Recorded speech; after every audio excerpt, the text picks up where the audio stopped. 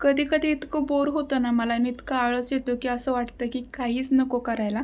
In fact मला व्हिडिओसुद्धा टाकू वाटत नाही. तर ह्यांना असं बोलले तर हे बोलले की चल थोड्या वेळ ना बाहेर जाऊन फिरून येऊ. तर आम्ही आलो आता गार्डनमध्ये. One of the favourite garden आहे माझं. मला इथं आल्यावरती ना इतकं भारी वाटतं आणि एकदम रिलॅक्स वाटतं. पण पिल्लू काय मला एकदम शांत बसून देत नाही. तो खूप दमवतो मला. त्यानंतर इथं मी थोडंसं व्हिडिओ शूट केला आणि फिरून फिरून ना मला इतकी चक्कर यायला लागली ना, असं वाटत होतं की आता मी पडते का काय.